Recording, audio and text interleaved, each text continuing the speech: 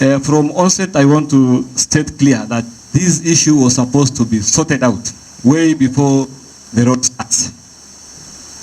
But unfortunately, the people who were supposed to be dealing with those issues by then were the then elected leader from 2018 to 2022. Some of us were not elected back then, save for Senator for Isiolo. The unfortunate situation we are in now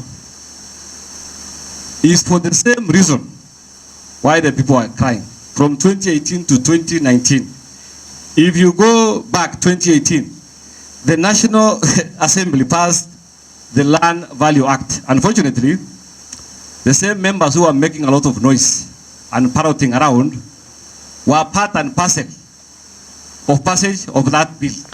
They never raised issues, they never raised concern, and that bill affected our community. And by then, 2018, the Nuno Madogashe was already what? Almost compensated by then, if I'm not wrong. And that act was passed in 2018. The compensation of Horn of Africa Road faced a major legal challenge. Who caused it? Members of parliament from this area. They did not raise issues by then. They did not move to court to challenge some of section of those acts. Now they are making a lot of noise, hula-baloos around, thinking that people can forget. They are the source and cause of the problem which the people who are residing in that corridor are facing now. When the county government of Isiolo was doing adjudication in 2018, the same fellas, same what? Members of the parliament, the senator who is now the senator for Isiolo by then was a senator. She was the one who was leading onslaught on adjudication for Isiolo people. As we are speaking, the people adjudicated their land in 2018. They've been compensated.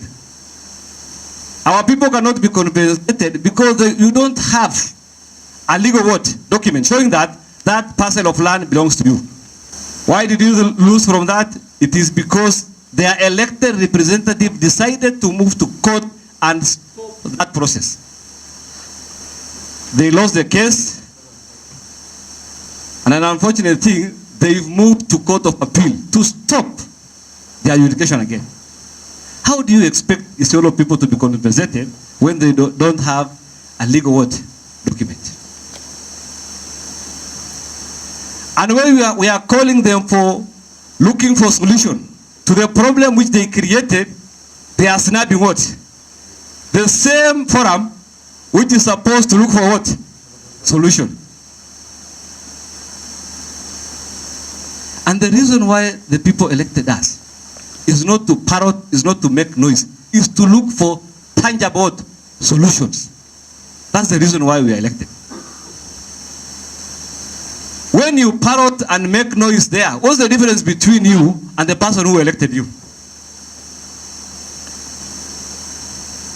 If you are crying for the help, and the person who elected you wants solution from you, where is this community heading? It is very unfortunate. And because I have secured an appointment with the president in the coming weeks, because we want to invite President to Isiolo, I hope the two leaders will join us in that meeting and assist us to push the president to make sure that this compensation of land is being done. Because I know the National Land Commission and the NLC have locked up their mind, technically. And unless we use the higher power, these things cannot be unlocked. And I hope soon we will get a solution for that. But I want to assure the great people of Isiolo, we will unlock it and people will get what they deserve. About employment, we want all the employees who have been employed there, we want audit on it to see who are local, how many are local, and how many are non-locals. When you employ skilled laborers, And you are telling us some of these skilled laborers cannot be found in Isiolo County. I think you people, you are not speaking the truth.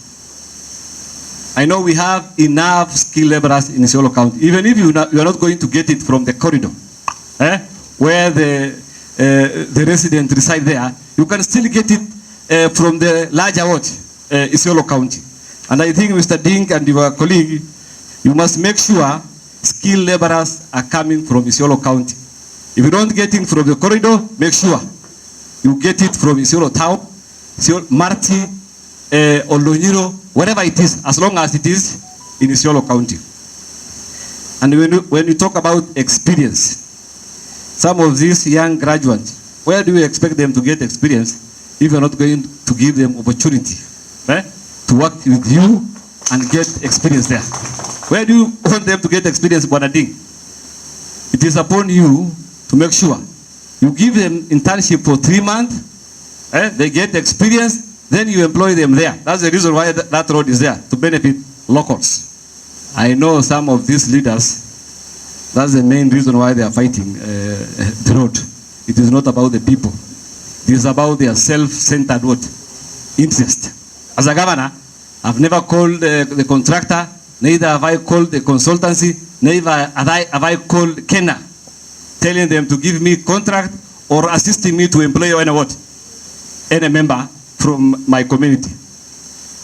Because this is what brings problems to Isiolo County. Because if you see someone is employed and it has not come from your clan, then you start raising issues. For me, if you employ people from Kulamawe, regardless of their clan, as long as they are residents of Kulamawe, as the governor, I'm satisfied. If you are in Lot 2, and you employ people from Garapatula, regardless of your clan affiliation, as a governor, I'm satisfied. I think it is very important for contractors to know that road should benefit local contractors. You should not source contractors from outside this county and bring them from other county to come and work here as subcontractors. All subcontracting works should be given to local contractors so that they can benefit from that road. So because we've lamented a lot, I want to give some way forward. First, we should come up with a committee consisting of officers from the county government of Isiolo, officers from Kenya, from FCDC, from all elected leaders, MCS who are on that corridor to be part of the committee, so that we can monitor the progress of the work which is being undertaken there. Land valuation is a major thing. It is above the pay grade of this meeting. And I hope we'll sort it out with the president soon, in the next weeks to come. I want to tell Isiolo people, this road, we waited this road for the last 60 years. Now it is here. It is upon us to make sure that this road is completed on time.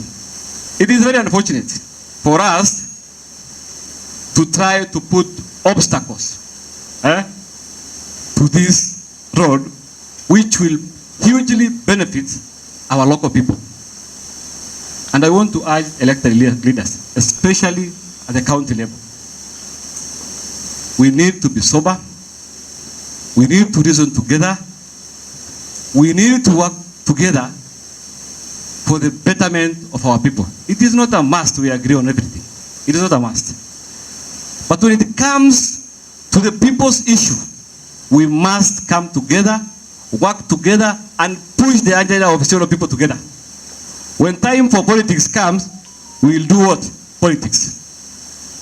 Right now, what is in our hand is making sure that Isiolo people get the development they deserve from the national government. And that cannot happen if we are fighting amongst ourselves as leaders. I want to assure the Isiolo people the road will continue, we will complete it, and as a governor, I'll be the face of this road. We will do a road show from Kulamawe to Madogashe to talk to our people. As we are pushing for compensation, the road must continue. We must do it concurrently. Compensation should not hinder the progress of the road. And I want to assure the people who are supposed to be compensated, they will get what is due for them. And let it be on record that this is not the first meeting we are having to discuss the same issue. Once again. And this begs the question, why are we doing the same thing, the same conversation, the same kind of crisis? Why are we in it all the time? First of all, let me declare that when it comes to commitment to this project, as leaders and as communities, we are 100% committed. I know I've listened to colleagues here talking about how transformational this project is. We agree 100%. And as leaders and communities, we also do have 100% goodwill in terms of support to this project and even resolve issues as it comes up. There are 3 issues that we can't wish away. And it is sad that some of these issues should have been resolved way before this project began. And one of the major reasons why we keep having this crisis meeting is because things were not done the right way before the project implementation began. And I really feel for the contractors here, because at this point in time, they are supposed to be doing their work smoothly. If only some issues were addressed then. Some of the issues like employment are the issues that are rising now. And it is okay to deal with it now because it is a present issue. It's a real-time issue. But issues of compensation, Commissioner, and how our land was valued in terms of, if we do comparables with neighboring counties, it is something that is historical. It is an issue that has never gotten responsive ears from NLC and from Kenha. And I want to agree with the governor when he says some of these issues could probably be beyond this meeting. It might require intervention from the head of state. I agree, but I think the communities have got legitimate concerns that cannot be wished away, and as their leaders, we really want to state it here in black and white so that it is understood at this level, even as we go forward to pursue the matter with the head of state. Compensation has got its rightful procedure that must be followed so that we get everything right to the level of who should be compensated and how they should be compensated and what should be compensated. But that was not done. Up to this point in time, we keep hearing that there is a Gazette notice of 1974 that indicates that there was a road reserve on this matter. But nobody has ever produced it. We moved from Gazette notice because it can't be produced. We were taken to claim of a reservation was made. This is coming from Kenha. A reservation was made. Well and good. Reservation of 12 meters. As a community, we have no problem with those 12 meters. But the issue that cannot be ignored is the fact that Kenya requires more meters, around 48 meters more, that cannot be ignored in regard to compensation to the community.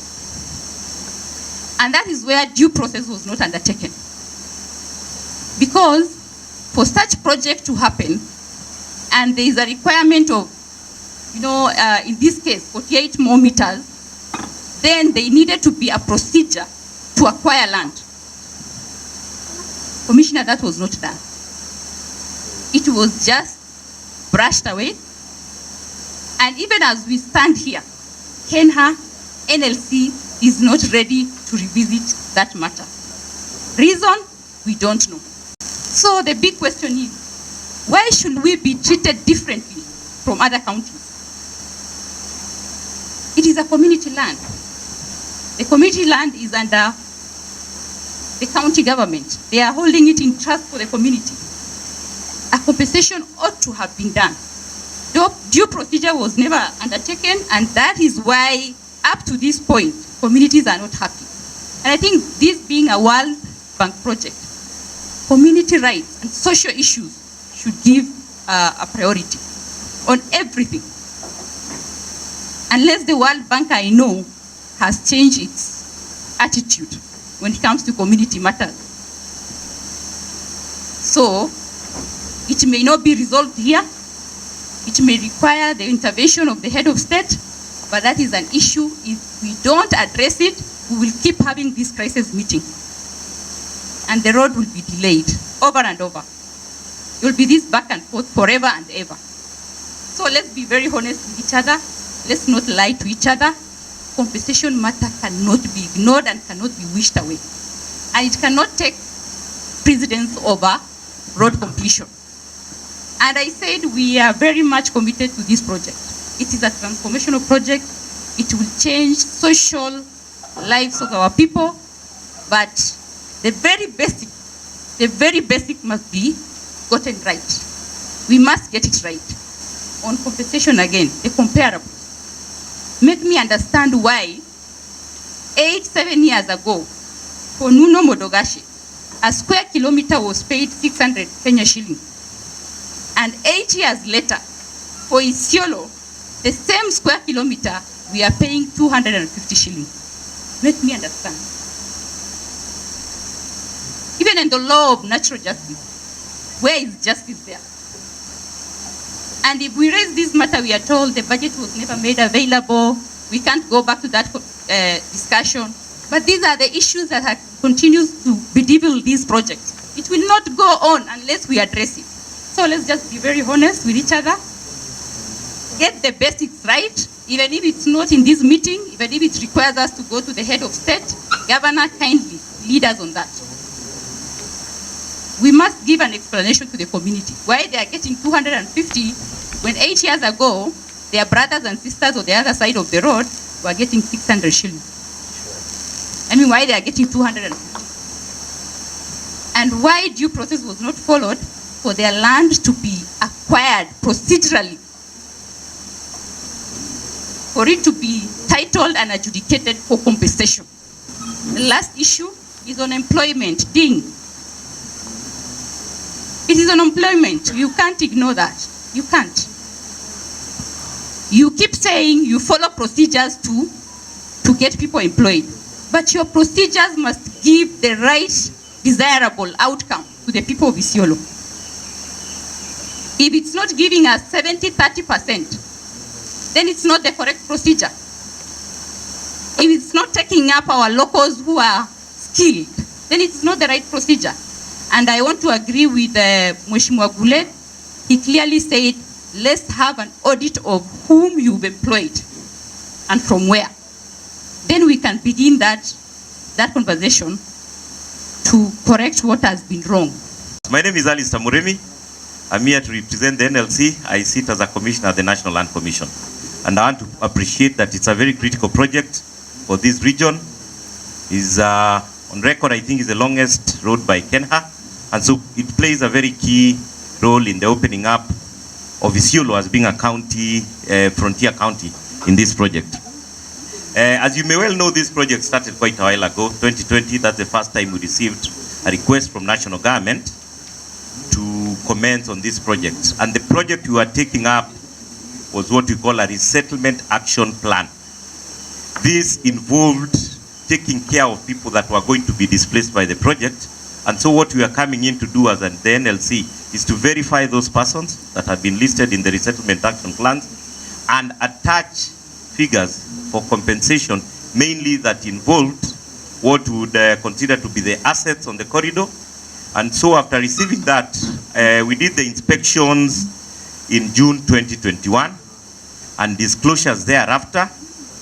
And from there, we came back with our values and we engaged the community. And we did, after disclosure of the valuations, that was in sometimes 2022, is when we got feedback.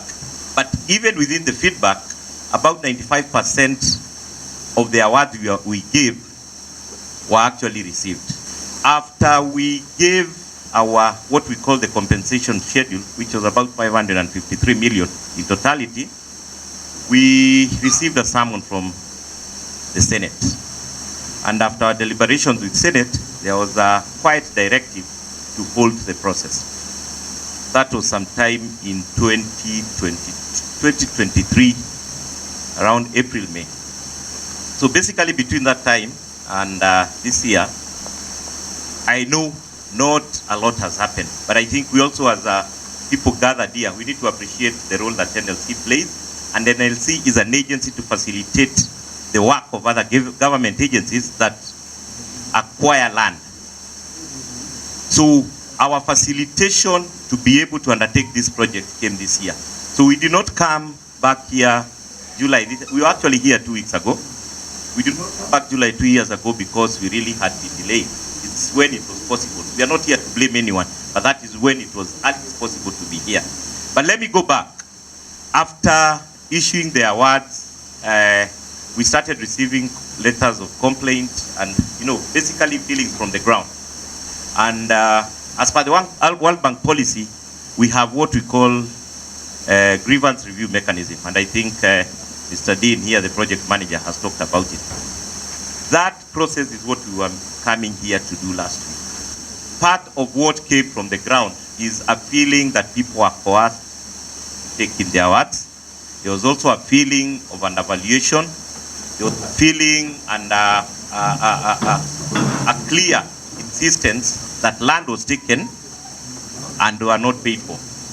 While at that, I would want to make this clear, and this probably also brings us to understanding how NLC works. After receiving a request by the acquiring agency through the CS in charge of that agency, there are a number of things that have to be attached for us to commence. For this particular project, the acquisition plan that we got was between 40 to 60 meters of what Honorable Mina is referring to as the reserve plan. Getting into the history of this, that is where you hear Honorable Mina talking about a 1974 gazette, and even talking to Kenha yesterday, because it's part of what we are dealing with. The survey for demarcation came in later, and the law, from what I'm told, says that you reserve 40 to 60 meters. That is part of the work we are doing now. So I'll get back to it. But I want to just try and explain why, when NLC came to ground, did not deal with the land. The documents that enabled us to start this work, the acquisition plan, which is the first tool, and the RAP, gave a road reserve 60, basically 40 meters, maybe 40 only in the town. So we were not dealing with any land. The compensation we are doing is compensation for assets and disruption of business, and probably relocation of anyone who has to move. So that's something that I think we need to get clearly. I may also need to mention that recently, this may become official shortly, is that Kenha has also written to us with a need to acquire certain areas. So in this new acquisition, they have been very clear that it is acquisition of land. And so for this one, we have to gazette. For the RAP, we do not gazette. For the businesses and for the disruption, we do not gazette. But I know in our office today, we have a request from Kenha to acquire something like 440 hectares because of realignment, and which now we have to gazette, and that will happen, and you'll see it in the Kenya Gazette. So I want to first probably just say we are not here because we wanted. We want to support this project. We want to move on. But the very many issues that have come up at times will slow us down. We were in Senate back last week, and again, the same issues that had been on the ground here is what came up at Senate. We have another date, hopefully with Kenha there. The team that came to the ground was a team of technical people and commissioners. The reason being this, that there is technical work that was being reviewed, but there was also the commission to basically have a feel and make decisions on some policy matters that may need to come into this matter. So I'm actually communicating that we have a report that is in process, a report that will inform the direction we take about this project, especially the issues that have been touched on by Honorable Mumina, which is mainly around the compensation issues, and that is what I think in another 2 or so weeks we shall be able to communicate. This is information that we have passed also to Kenha. We had a meeting with them last week over concerns over the delays of this on the project, and also to World Bank.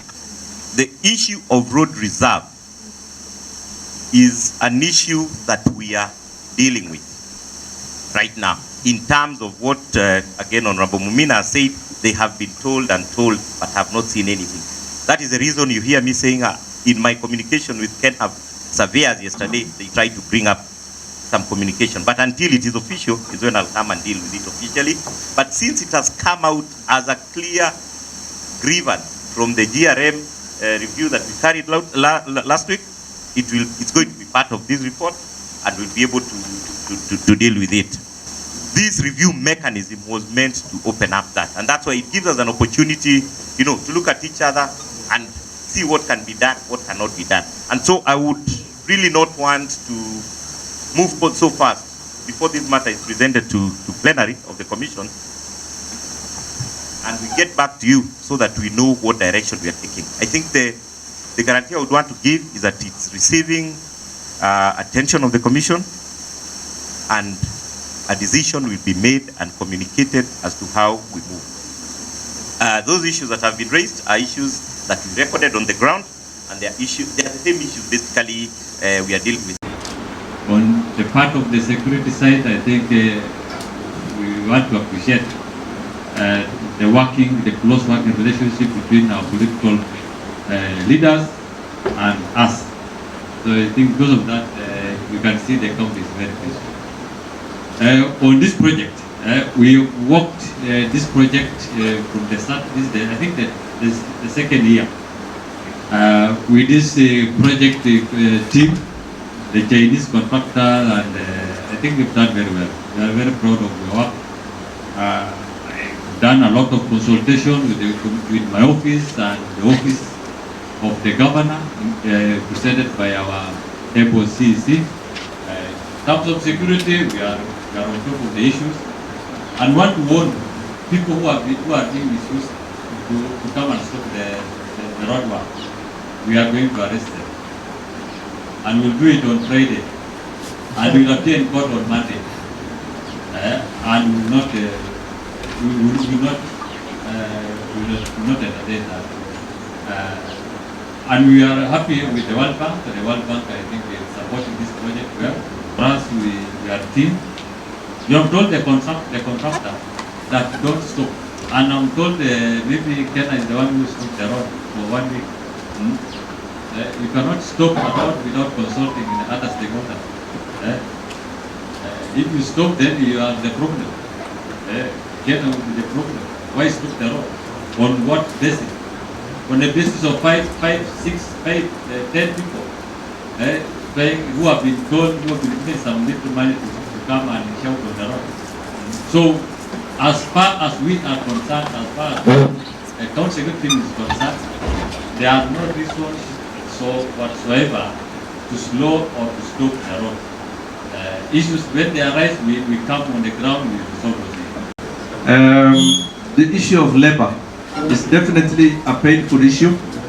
I will just do a recommendation, because this issue had come up so often, and we must find a solution to it, because we have handled it in so many different forums, and I think, Your Excellency, we must bring it to an end.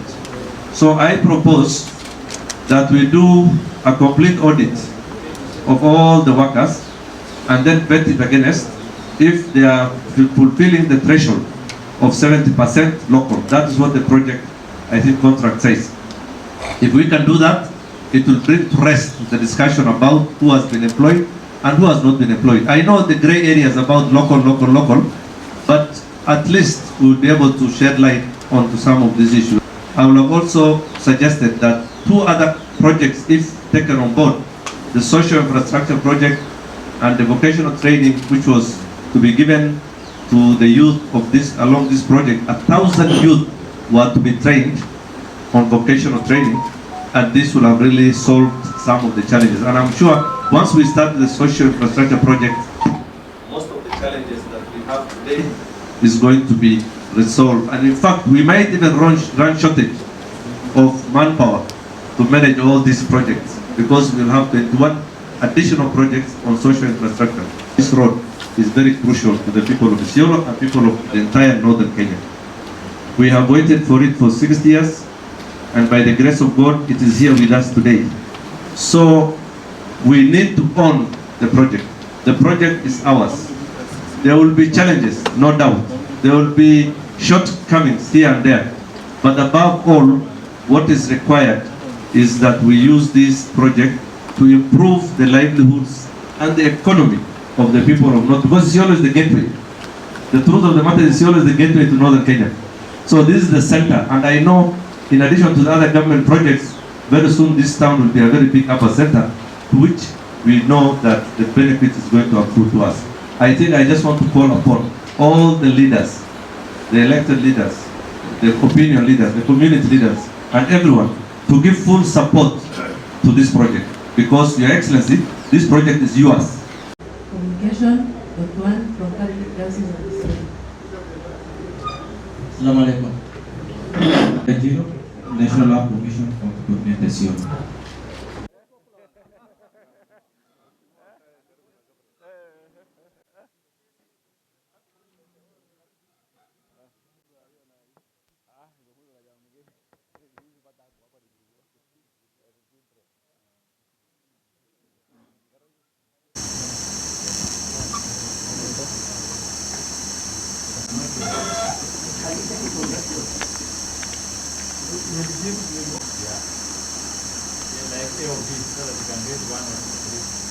And Oching are there, represented by Office of the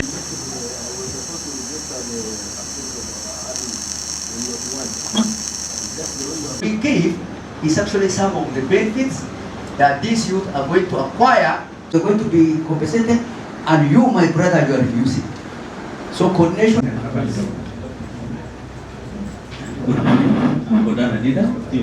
Open with prayers, then we'll do a brief introduction, very brief.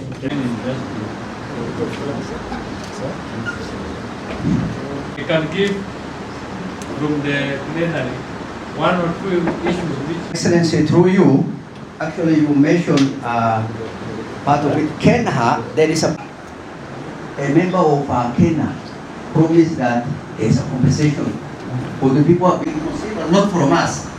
And us, even as a leader, we cannot be able to answer some of these questions. Secondly, the mindset of our youth, the leadership, and Kenya has to come out and, if possible, give out some budget. Maybe FCDC,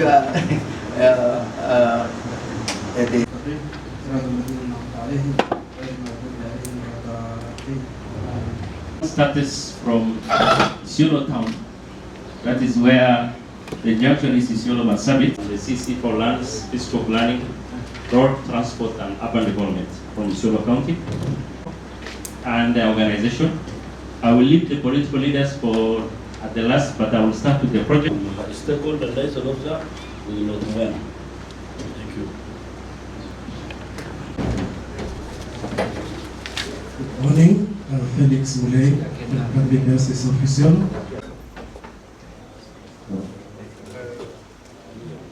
Good morning, everyone. Again,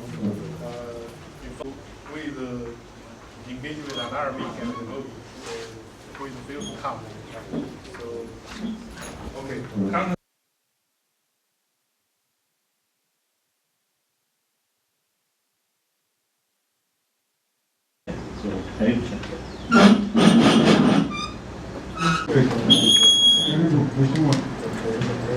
Thank you very much.